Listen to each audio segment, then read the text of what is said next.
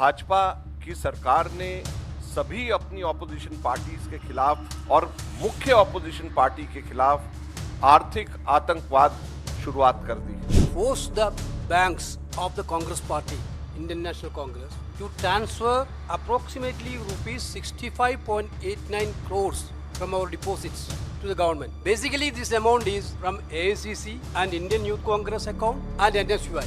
Unlike BJP, we got this money from ordinary workers of the party. हमारे 65.88 करोड़ 65.88 करोड़ के ऊपर परसों भाजपा की सरकार इनकम टैक्स अथॉरिटीज ने डाका डाल करके हमारे पार्टी के कार्यकर्ताओं के पैसे जो उन्होंने अपनी स्वेच्छा से हमारे को मेंबरशिप के माध्यम से एनएसयूआई के स्टूडेंट्स ने अपनी जेब खर्ची काट करके मेंबरशिप के माध्यम से क्राउड फंडिंग जिसका 95% 100 रुपए से कम हम लोगों के पास में आया था, वो पैसा हम लोगों के बैंक अकाउंट में जो जमा था उस पे डाका डाल करके चोरी करके वो पैसा मोदी सरकार अपने पास में लेकर के चली गई।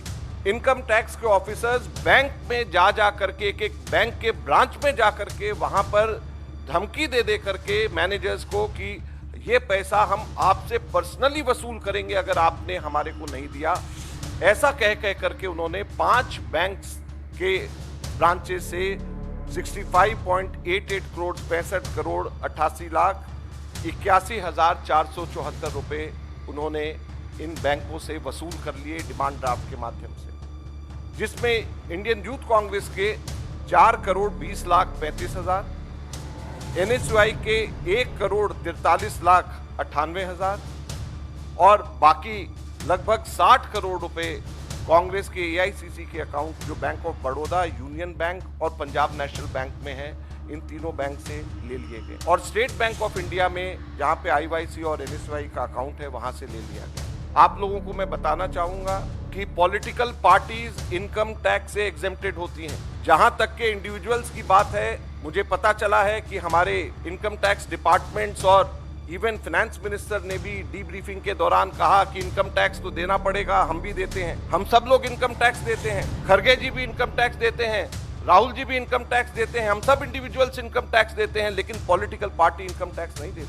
अगर आपको कंपेयर करना है तो भारतीय राष्ट्रीय कांग्रेस को भाजपा से कंपेयर करिए, दूसरी नेशनल पार्टी से कंपेयर करिए। क्या भाजपा ने आज तक के कभी भी इनकम टैक्स दिया? क्या भारतीय जनता पार्टी के ऊपर कभी भी पिनलाइज करके कभी भी इनकम टैक्स लिया गया?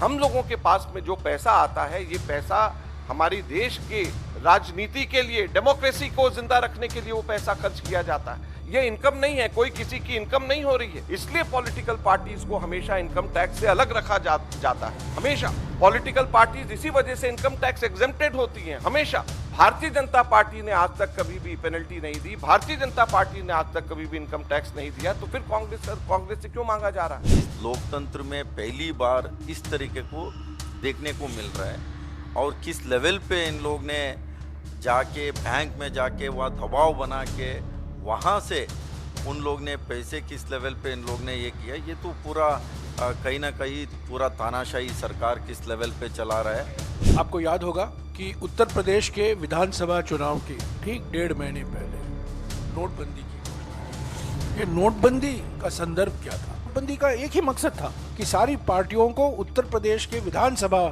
चुनाव न लड़नी आ जाए, और ऐसे ही 2024 के लोकसभा चुनाव के पहले प्रमुख विपक्ष पार्टी के खिलाफ ये कर आतंकवादी हमला हुआ है।